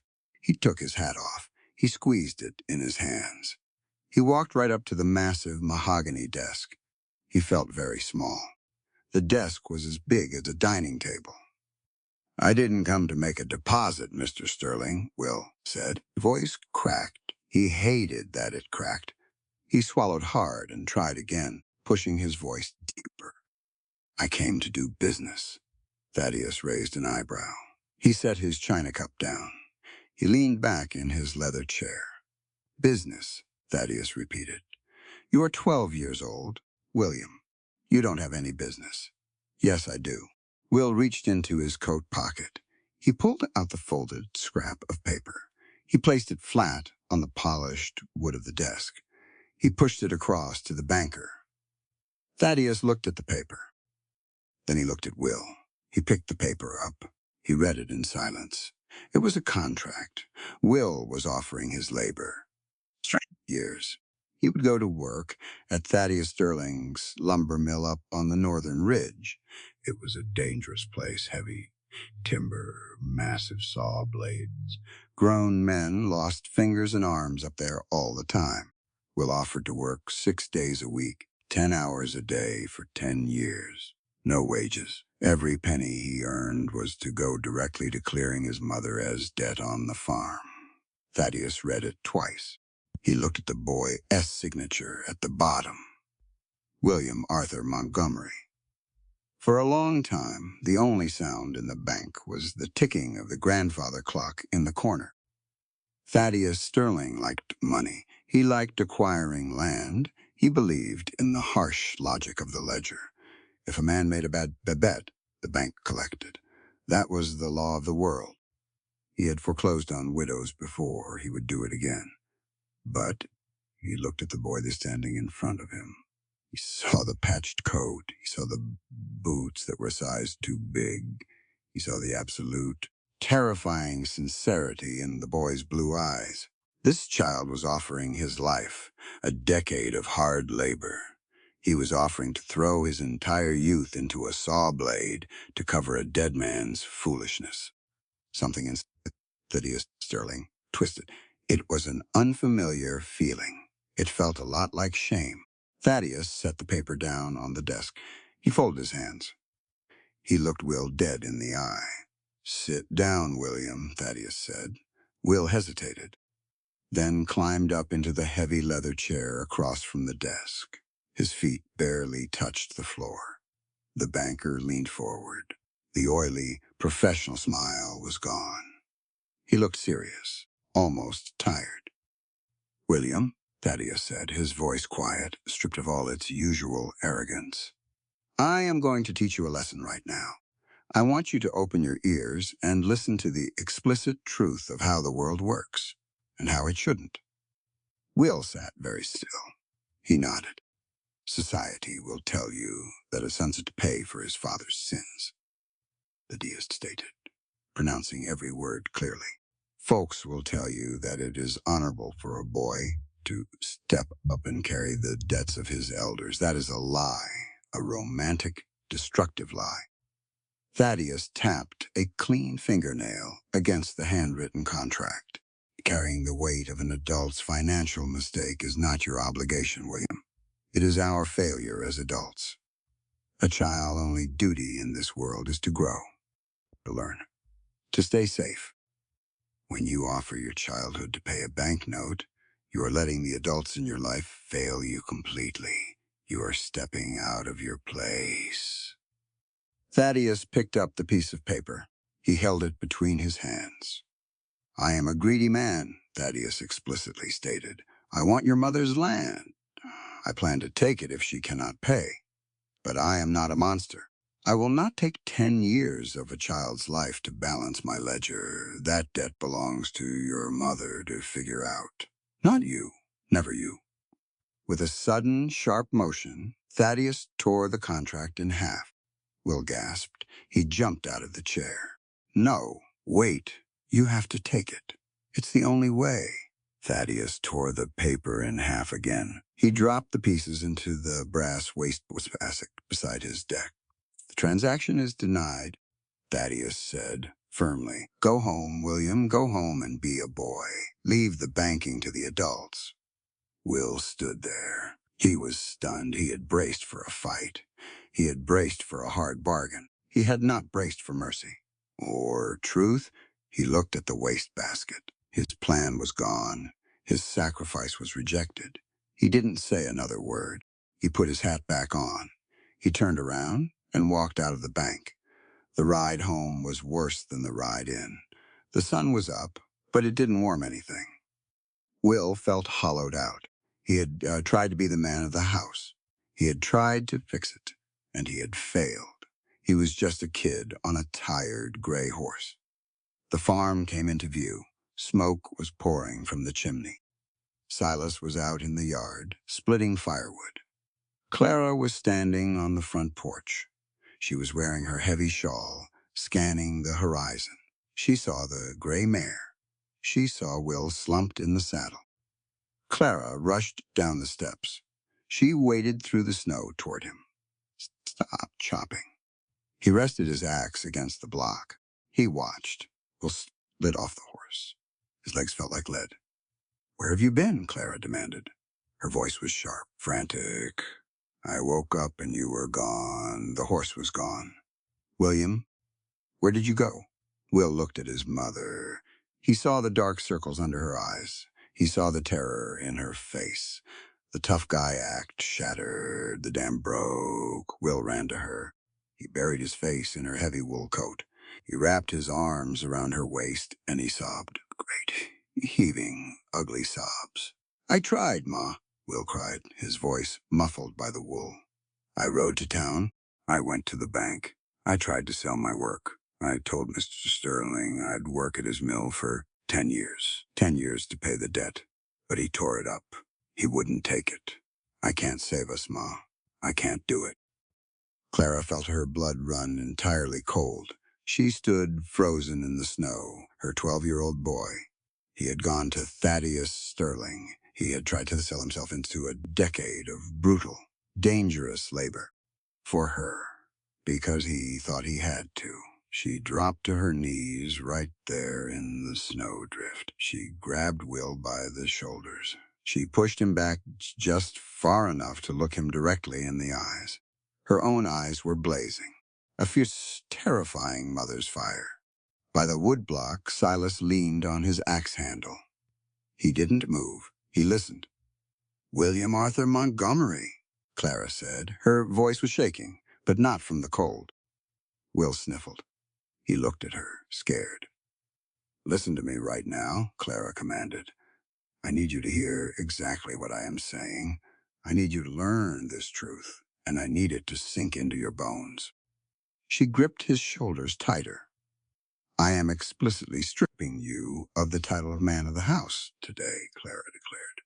Every word rang out like a bell in the crisp winter air. Do you hear me? Society tells boys that if their father dies, they have to instantly become men. That is a toxic, crushing lie. You are a child. Your only job in this world is to be my son. Will's breath hitched. He stared at her. I am the adult, Clara explicitly stated, her voice fierce and unwavering. The financial survival of this family rests entirely on my shoulders, not yours. When children try to solve adult problems, they lose the only childhood they will ever get. I will not allow you to sacrifice your future, your safety, or your body for a piece of dirt. Do you understand me? You are free of this burden. It is mine to carry, not yours. Will looked into her fierce, tear-filled eyes. The heavy, terrible weight he had carried for 3 long years, the ghost of his father's expectations, the terror of the bank, the desperate need. To fix Snessnansen slid off his back. He didn't have to be the hero. He didn't have to fix the unfixable. He just got to be Will. He collapsed forward. Clara caught him. She wrapped her arms around him, pulling him tight against her chest. She buried her face in his cold hair. She rocked him back and forth in the snow. Will cried, but this time it wasn't a cry of failure. It was the cry of a boy finally allowed to rest. Silas watched them from the yard. He saw Clara mother her son. He saw her take the burden off the boy's back and strap it firmly onto her own, even when she had no idea how she was going to carry it. Silas knew what that kind of love looked like. It was fierce. It was selfless. It was the kind of love that built a real home. Not just a house with a roof. A home. Silas turned his head. He looked at his broken wagon. The running gear was still perfectly good. He looked at his heavy draft horses. Then he looked down the road, toward the lower 40 acres. That was where he had pastured his prized herd. 6 purebred Appaloosa horses. His breeding stock, the bloodline he had spent his life savings to buy. They were his future. His ticket to a sprawling ranch up in Montana. His entire dream, walking around on 4 legs in the snow. Silas looked back at Clara. She was still kneeling in the snow, holding her boy. Woman fighting with everything she had, with 30 days left on the clock. Silas didn't say a word. He didn't have to. He knew exactly what he was going to do. The barn was black as pitch. The air was so cold it burned the lungs. Silas Vance stood in the center aisle. He held a kerosene lantern. He didn't light it. He knew this barn by feel now. He walked down to the end stalls. He reached his hand over the rough wood. A soft, warm nose bumped against his palm. His Appaloosas. 6 of them, purebred. Strong backs, deep chests, coats spotted like river stones. They were the finest horses in the Wyoming Territory. Silas Kaz had spent every penny he made over the last 4 years buying them. One by one, they were his ticket north. They were the seed money for a sprawling ranch up in Montana. They were his entire future. Silas rubbed the lead mare's neck. She nickered softly. "Sorry, girl," Silas whispered. "Change your plans?" He didn't hesitate. He couldn't afford to. If he stopped to think about what he was giving up, he might not do it, and it had to be done. He haltered the horses in the dark. He strung them together on a lead line. He saddled his oldest horse, a sway-backed buckskin gelding named Rust. Rust wasn't a breeding horse. He was just transportation. Silas led the herd out of the barn. The snow had stopped falling. The moon was a sharp, white sliver in the sky. The plains stretched out forever, pale and silent. He didn't look back at the farmhouse. He didn't look at the new pine roof shining in the moonlight. If he looked at Clara S. window, he would break. He clicked his tongue. He rode out toward town. There was a man staying at Bia Miller Air Boarding House, a horse trader from Cheyenne. Silas had seen his rig 2 days ago. The man bought prime stock to sell to the cavalry officers down south. Silas reached the boarding house an hour before dawn. He tied the horses to the rail. He pounded on the back door until the trader stumbled out, holding a lantern and a shotgun. The negotiation didn't take long. Silas didn't haggle. He didn't argue. He named a price. $312. It was a fraction of what the herd was worth. The trader knew it. He paid in crisp paper bills and heavy gold coins, thinking Silas was either a thief or a fool. Silas didn't care what the man thought. He took the leather pouch. He walked down Main Street. The sun was just starting to crack over the eastern ridge, bleeding pink across the ice. He waited on the boardwalk outside the bank. At 7 o'clock, Thaddeus Sterling arrived. He was bundled in a heavy wool coat, carrying a ring of brass keys. He saw Silas standing by the door. Thaddeus stiffened. He remembered the giant carpenter from the Montgomery place. "The bank isn't open," Thaddeus said. "Open it," Silas said. His voice was flat, heavy. Thaddeus unlocked the door. He stepped inside. Silas followed him. The bank was freezing. Thaddeus walked behind his mahogany desk. He didn't bother taking off his coat. He looked at Silas, wary. "What do you want, Mr. Vance?" Thaddeus asked. Silas didn't speak. He reached inside his coat. He pulled out the heavy leather pouch. He tossed it onto the mahogany desk. It landed with a heavy, metallic thud. "Count it," Silas said. Thaddeus frowned. He untied the leather string. He dumped the contents onto the desk. Bills and gold coins spilled across the wood. Thaddeus counted. His hands moved fast. Then they slowed down. He looked up, his face pale. $312, Thaddeus said. "Apply it to Clara Montgomery's mortgage," Silas said. "Use the remaining $28 from her escrow. Clear the note. I want the deed." Thaddeus sat down slowly in his leather chair. He stared at the money. He knew where Silas lived. He knew Silas was a drifting carpenter. "Where did you get this money, Mr. Vance?" Thaddeus asked. "I sold my herd. I sold my wagon gear. I sold everything that wasn't nailed down." Thaddeus was speechless. The ruthless logic of his banker's mind could not process the transaction in front of him. A man did not bankrupt himself for a widow he had known for a month. "Why?" Thaddeus asked. His voice was a whisper. Silas put his hands on the edge of the mahogany desk. He leaned in. His gray eyes were like flint. "Because I need to teach you a lesson, Sterling," Silas said. His voice was perfectly clear. It filled the quiet room. "I want you to explicitly hear this, so you understand the difference between a man and a parasite." Thaddeus swallowed hard. He didn't move. "Society tells us that love is a transaction," Silas stated, his words hitting like hammer strikes. "The world tells us that if a man swoops in and pays a woman's debts, she owes him her life. She owes him her loyalty. She owes him her heart. That is a lie. That is just replacing a paper mortgage with an emotional one. True love is not a purchase. It is explicitly about securing another person's absolute freedom." Silas pointed a bandaged finger at the pile of gold. "I am giving up my future today," Silas declared, "and I am doing it anonymously. You will not tell her I paid this. You will put it in the ledger as an anonymous community payment, because if she knows I bought her farm, she will feel a debt to me. And I refuse to be another man who puts a leash on her neck.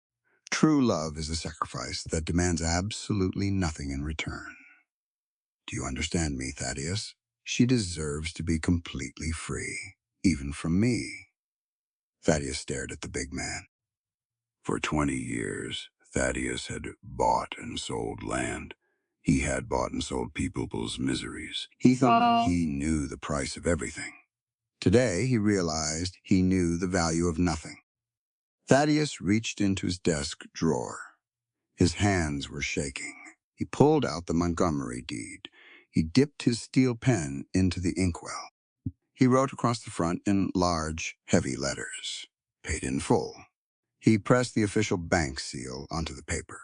He slid the deed across the desk. "It is done," Thaddeus said quietly. "She owns it free and clear. I will keep your secret, Mr. Vance. You have my word." Silas picked up the deed. He folded it. He put it in his pocket. "Make sure she gets it," Silas said. He turned around. He walked out of the bank. He climbed onto his sway-backed gelding. He pulled his hat down low against the morning sun. He rode south, Away from the farm, away from Clara. He had nothing left but the clothes on his back and the hammer in his saddlebag. But as he rode out onto the frozen plains, Silas Vance felt a terrifying lightness in his chest. He had lost his Montana dream, but he had saved the only thing that mattered. Clara woke up to a cold house. The fire in the stove had gone out. That was her first clue. Silas never let the fire go out. He always woke up before dawn to stoke the coals. She pulled on her heavy woolen robe. She walked into the kitchen. The room was empty. His bedroll was gone from the corner. His canvas bags were gone. Clara opened the back door. She looked out at the barn. The wagon was still there, but it looked different. The heavy canvas tarp was gone. The running gear was stripped. She ran out to the barn in the snow. Her boots crunched loud in the silence. She threw open the barn doors. The stalls were empty. The Appaloozas were gone. Clara stood in the center aisle. Her breath plumed white in the freezing air. She felt a cold ache spread through her chest. It wasn't just the winter. It was a deep, hollow sting. He left. Just like that, without a word, without a goodbye. She had started to believe in him. She had started to let her guard down. She had looked at him by the fire and thought, oh, here is a man who stays. But he was a drifter, and drifters drift. The wind blows, and they move on. Clarissa set her jaw. She didn't cry. She didn't have time to cry. Today was the deadline. She went back inside. She dressed in her best woolen skirt. She brushed her hair and pinned it up tight. She told Will to watch Abby. She saddled the gray mare. She rode into Sweetwater Creek. She held her head high. She was going to lose her farm today, but she was going to look Thaddeus Sterling in the eye when he took it. She wasn't going to beg. She walked into the bank at 10 o'clock. Thaddeus was at his desk. He looked up. When he saw her, he didn't smile his oily banker's smile. He looked respectful. He looked completely different. Clara walked up to the mahogany desk. I don't have the money, Thaddeus, Clara said flatly. I assume you have the foreclosure papers ready to sign. Thaddeus didn't reach for a foreclosure document. He opened his top drawer. He pulled out a folded piece of heavy parchment. He set it on the desk. He slid it toward her. Clara looked down. She saw her name. She saw the heavy ink stamp, paid in full. The breath left her lungs. She grabbed the edge of the desk to steady herself. What is this? Clara whispered. Your deed, Thaddeus said quietly. The mortgage is cleared. The farm belongs to you, Mrs. Montgomery. Completely. How? Clara demanded. Her voice shook. How is this possible? Did the railroad? It was an anonymous payment, Thaddeus interrupted. He kept his face blank. He was trying to keep his promise. A cash deposit was made this morning. The benefactor requested absolute privacy. Clara stared at Thaddeus. Her mind raced. Anonymous. Cash this morning. She thought about the empty barn. She thought about the missing Appaloozas. The purebred horses Silas loved more than anything in the world. The horses that were supposed to be his future. Clara snatched the deed off the desk. She didn't say thank you. She turned and sprinted out of the bank. She ran down the boardwalk. The icy wood was slick under her boots. She threw open the door to B. Miller's boarding house. B. was sweeping the front hall. She jumped when Clara burst in. Bay, Clara gasped, trying to catch her breath. Was there a horse trader in town this morning? Bea leaned on her broom. She looked at Clara. Her face softened with pity. Yes, honey, Bea said gently. A buyer from Cheyenne. Left about 2 hours ago. Did Silas Vance see him? Clara demanded. Bea nodded slowly. He did. I saw it from the kitchen window. So I sold him the whole herd, the wagon tack, everything. Then Silas walked over to the bank. When he came out, he got on that old sway-backed buckskin and rode south out of town. Clara leaned against the doorframe. The world spun. He sold his dream. He sold his entire life to buy her farm. And then he left because he didn't want her to feel trapped by what he had done. He had made himself a beggar to make her a queen. "Oh, Silas, you stubborn." "Foolish man," Clara whispered. Bea walked over. She put a hand on Clara's shoulder. "He loves you, Clara," Bea said softly. "It's the most noble thing I've ever seen a man do. He sacrificed his whole life so you could keep yours. You should be grateful. You should let him be a hero." Clara's head, sadness in her eyes, vanished. It was replaced by a sudden, blazing fire. She grabbed Bea by the arms. Her grip was tight. "Bay, listen to me," Clara commanded. Her voice was fierce. It rang off the walls of the boarding house. "I want you to hear exactly what I am saying. I need to explicitly state why he is wrong, why this whole idea is wrong." Bea blinked, startled by the sudden ferocity. "Clara, he saved you." "Society romanticizes the lone martyr," Clara declared, her words razor-sharp. "We are taught that a man's suffering in science to protect a woman is the highest form of honor. That is a lie, babe. It is cowardice wearing a hero's mask." Clara let go of Bea's arms. She paced across the hardwood floor. "I am stating this as a fact," Clara continued, her voice echoing. "True partnership is explicitly about equality in both triumph and ruin. By destroying his own dream to save mine without asking me, Silas isn't being noble. He is denying me my right to be an equal partner. He is making a unilateral decision about our lives because he is too scared to stay and actually build something together.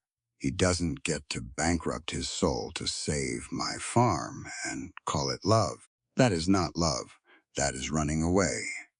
Bea stared at her.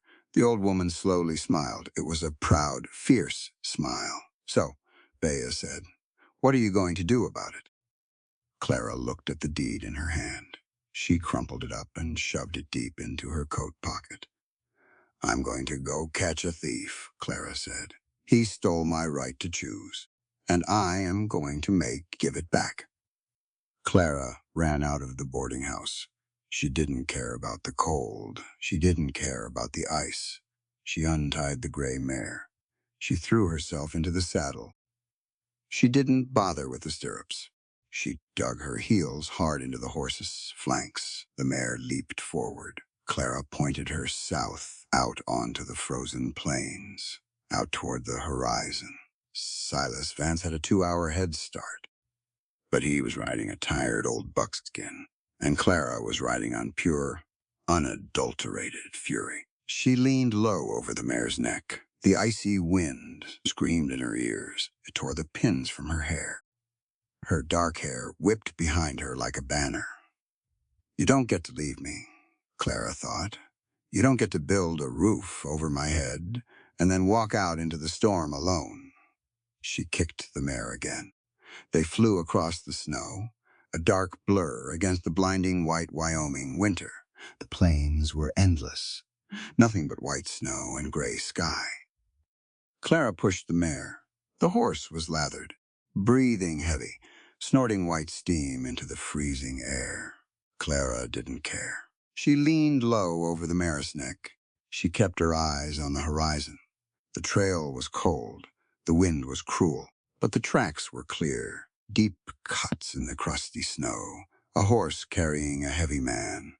Clara crested a low ridge. Her lungs burned. Her fingers were numb around the leather reins. Then she saw him, a dark silhouette against the blinding white, a mile ahead, riding slow. "Silas," she screamed. The wind stole the name. She kicked the mare. Hard. The gray horse surged forward, kicking up clods of ice. She closed the distance, 1/2 mile, 1/4 mile. Silas heard the hoofbeats. He turned his head. He pulled back on the reins. The old buckskin stopped. Silas sat in the saddle. He watched her come. He didn't try to run. He just waited, his face a mask of stone. Clara hauled back on the reins. The mares slid to a halt, chest heaving. They were 10 feet apart. The only sound was the wind and the heavy breathing of the horses. Clara stared at him. Her hair was wild. Her eyes were blazing. "You fool," Clara gasped. "You absolute stubborn fool." Silas looked down at his saddle horn. "You shouldn't be out here, Clara. The wind is picking up. Go back to your farm. It's yours now." "Look at me," Clara demanded. Silas slowly raised his eyes. "Gray and tired, you sold your horses," Clara said. "You sold your wagon. You sold your entire life for a piece of paper." "It was just a herd," Silas said quietly. "I can catch wild mustangs. I can start over." "Don't lie to me," Clara snapped. "Those Appaloosas were your future. You gutted your own dream. And for what? So you could play the tragic hero and ride off into the sunset?" "I did it so you and the kids wouldn't freeze in the street," Silas fired back. His voice finally broke its calm. "I did it because I had the money and you didn't. I did it because it was the right thing to do." "And then you left," Clara yelled. "Without a word." Silas gripped the reins tight. His knuckles turned white. "I left because I am nothing, Clara," Silas said. The truth wiped out of him, raw and bleeding. "I am a drifter with a hammer. I don't have a penny to my name. I don't have a house. I don't have a future to offer you. You deserve a man who can build you a life, not a beggar who sleeps in your barn." Clara slid off her horse. She dropped into the knee-deep snow. She waded across the 10 feet of space between them. She reached up. She grabbed Silas by the front of his heavy wool coat. She pulled hard. "Get down here," she commanded. Silas stared at her. Then, slowly, he swung his leg over the saddle. He dropped into the snow in front of her. He was a foot taller than her, but right now, Clara owned the entire prairie. She didn't let go of his coat. She looked him dead in the eye. "Listen to me right now," Clara said. Her voice was shaking, but her words were like iron. "I am going to explicitly teach you a lesson, Silas Vance, and I want you to hear every single word." Silas didn't move. He listened. "Society sells us a myth," Clara stated, pronouncing each word with sharp precision. "It tells men that the highest form of love is martyrdom. It tells you that destroying yourself to save a woman makes you noble. That is a lie, a toxic, arrogant lie." Silas swallowed hard. "I am stating this as a fact," Clara continued, her grip tightening on his coat. "True love is an equal partnership. Equality means you do not get to make a unilateral decision that banks you just to buy my safety. You do not get to carry the weight of the world on your shoulders and lock me out of the choice."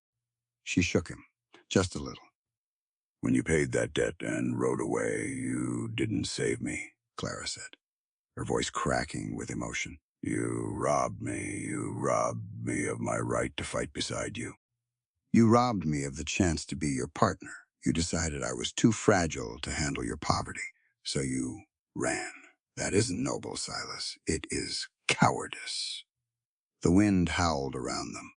Silas stared down at the fierce, beautiful woman holding him. The walls he had built around his heart for 4 long years didn't just crack, they shattered completely. "I don't care about the horses," Clara said softly. The anger was fading. The truth was taking its place. "I don't care about a ranch in Montana. I don't care that your pockets are empty. A man's worth is not measured by the coin in his purse. It is measured by his character. And your character built a roof over my freezing children in the middle of a blizzard." She let go of his coat. She slid her hands up to his face. Her thumbs traced the rough lines of his jaw. "I want you to explicitly understand this," Clara whispered, "because I am asking you to stay, not as my savior, as my equal, as my partner. We will build a life together. from the dirt up. But you have to choose to stay. Silas closed his eyes. A single tear escaped, hot against the freezing wind. He had spent 4 years believing he was cursed. He believed he destroyed everything he loved. He thought he had to stay empty to keep others safe. He opened his eyes. He looked at Clara. He saw a woman who didn't need to be saved. He saw a woman who just wanted to be loved honestly and equally. Silas reached up. He covered her cold hands with his massive, bandaged ones. "I choose to stay," Silas whispered. He didn't kiss her. Not yet. It wasn't a fairy tale. It was the freezing Wyoming plains. They were two broken people who had just decided to stop running. Silas took the reins of the gray mare. He handed them to Clara. He took the reins of the buckskin. "Let's go home," Silas said. They rode back together, side by side. The ride took hours, but it felt different. The wind died down. The sun broke through the heavy gray clouds. It cast a bright, warm light across the snow. The ice on the bare oak trees began to drip. Spring in Wyoming doesn't arrive slowly. It hits like a hammer. One day it's killing cold. The next, the earth cracks open and bleeds mud and green shoots. When they rode into the farmyard, the snow was already turning to slush. Will and Abby were sitting on the front porch. When they saw the two horses, Abby screamed with joy. She ran off the porch, her boots splashing in the mud. Will followed right behind her. Silas slid off the buckskin. Abby crashed into his legs. She hugged him tight. "You came back," Abby yelled. Silas looked down at the little girl. He rested his heavy hand on her head. "I came back, little one. Left my hammer in the kitchen." Will walked up. He stopped a few feet away. He looked at Silas. Then he looked at Clara. Will nodded. It was a small gesture, a man-to-man gesture, he approved. They walked into the house. It was warm. The pine ceiling smelled like sap and safety. For the first time in years, the house felt full. 2 weeks passed. The snow melted entirely. The plains turned a vivid, shocking green. The air smelled of wet earth and growing things. Silas was out by the barn. He had cleared a patch of dry dirt. He had a pair of sawhorses set up. He was using a rusty handsaw he found in Arthur's old shed. He was trying to build a small work table. He didn't have much. No premium wood, no heavy draft horses, just his hands and his mind. He was measuring a cut when he heard the rumble. Silas looked up. He wiped the sweat from his forehead. Coming down the muddy road was a line of wagons, 4 of them. Silas frowned. He set his saw down. Clara stepped out onto the porch, wiping her hands on her apron. Will ran out of the barn. The lad wagon pulled into the yard. It was driven by Harlan Webb, the town blacksmith. Sitting next to him was B. Miller. Behind them was Charlie Weston, the general store owner, and 2 other farmers from the valley. The wagons were loaded. Harlan pulled back on the reins. "Whoa, mules." He climbed down from the wagon. He walked over to Silas. Harlan was a big man, broad across the chest, smelling of coal smoke and iron. "Morning, Silas," Harlan said. "Morning, Harlan," Silas replied, wary. "What's all this?" Harlan turned around. He waved his massive arm at the wagons. "We brought lumber," Harlan said. "Charlie brought nails. Ice forged some new hinges and a couple of heavy iron clamps. Bea brought a roasted ham and 3 pies. Silas stared at the wood. It was good timber. Rough cut, but solid. "I can't pay for this," Silas said immediately. His pride flared up. "I don't have a dime, Harlan. You know that." B. Miller climbed down from the wagon. She marched right through the mud, planting herself directly in front of Silas. "Put your pride back in your pocket," Silas Vance said sharply. She pointed a wooden spoon at his chest. "I am going to state a fact to you. You explicitly listen to me." Silas closed his mouth. "Society out east thinks every man is an island. Bea declared, her voice carrying across the yard. They believe in the myth of the rugged, solitary frontiersman, that it is a fairy tale. Survival on this prairie is a collective effort. She pointed the spoon at the wagons. This is not charity, Silas, Bea stated firmly. Charity is for beggars. This is mutual aid.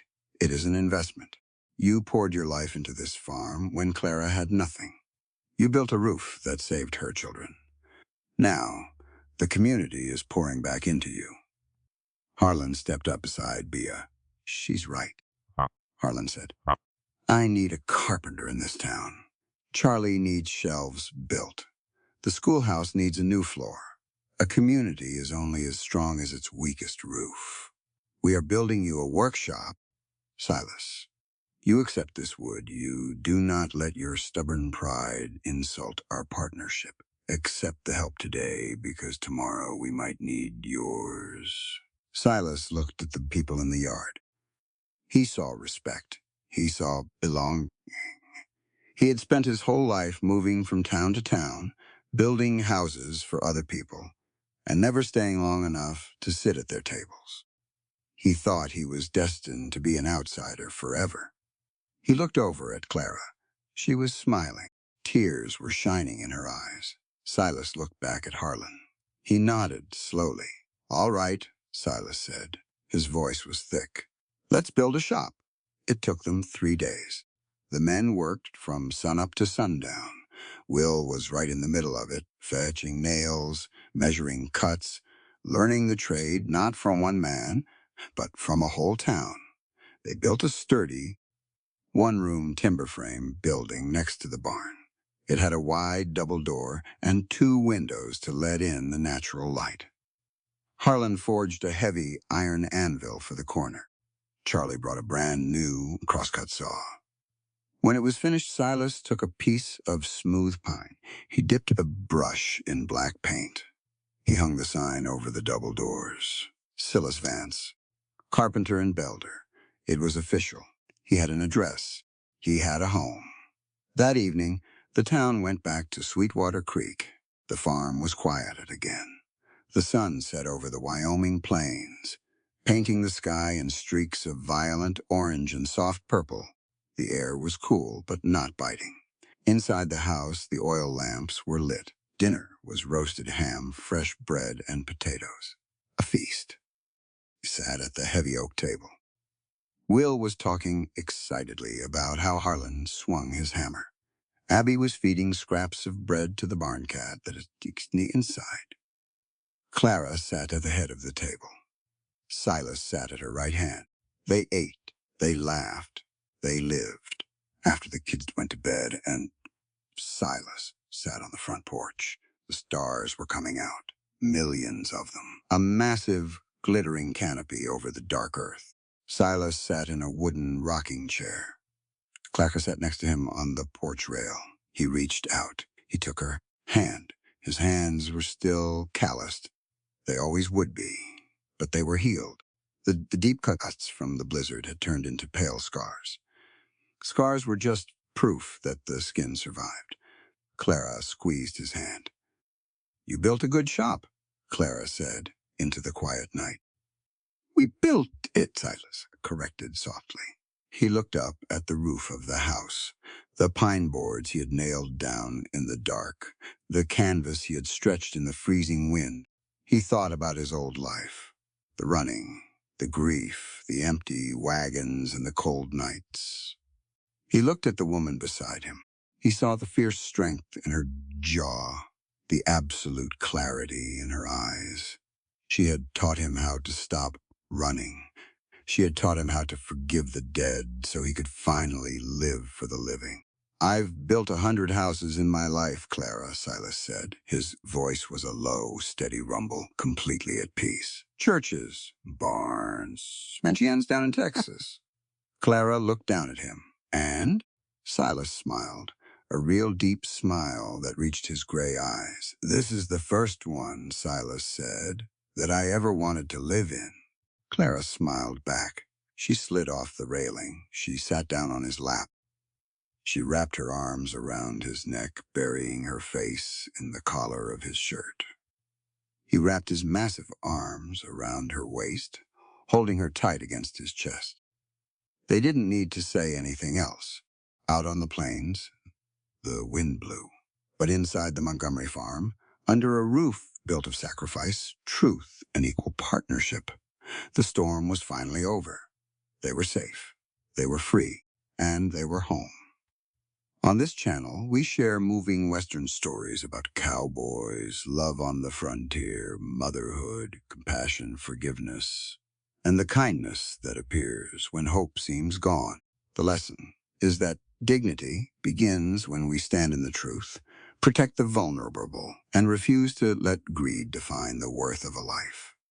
All dialogue, relationships, and events presented in this fictional narrative are crafted for dramatic storytelling purposes only.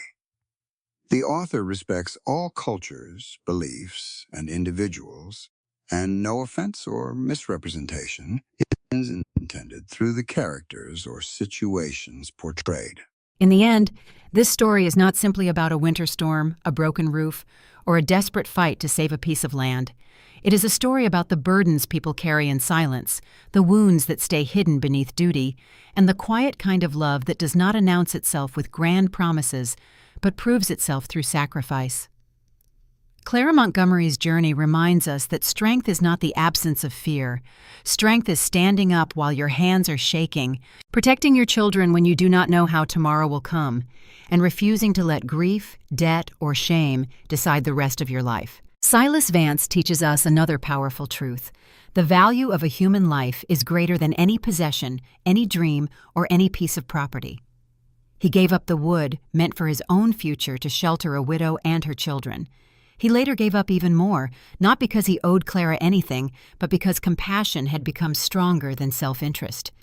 In a world that often measures people by what they own, Silas reminds us that a person's true worth is measured by what they are willing to protect, what they are willing to give, and how gently they treat those who have been broken by life. This story also speaks deeply about childhood. Will believed he had to become the man of the house to carry his father's mistakes and even sacrifice his own future to save his family. But Clara's love teaches us that children should never be forced to pay for adult pain. A child's duty is not to rescue the grown-ups. A child's duty is to grow, to learn, to be protected, and to be loved. That lesson is one many families need to hear. Love should never demand that the young surrender their innocence too soon. And finally, Clara's act of forgiveness shows us that letting go does not mean pretending the hurt never happened. Forgiveness is not weakness. It is not forgetting. It is choosing to stop dragging a ghost through every step of your life. Clara forgave not because Arthur's mistakes were small, but because her future was too precious to be chained to his failures. That is the heart of this story. We honor the past best when we learn from it, release what poisons us, and choose to keep living with courage. So the meaning of this Western tale is clear. Real love protects, real sacrifice gives without demanding payment, and real healing begins when truth is finally spoken. In the harsh cold of the frontier, Clara, Silas, Will, and Abby found something warmer than fire and stronger than timber. They found mercy, dignity, and a new beginning. And perhaps that is the greatest lesson of all. No matter how fierce the storm becomes, one act of kindness can become a roof over someone's soul.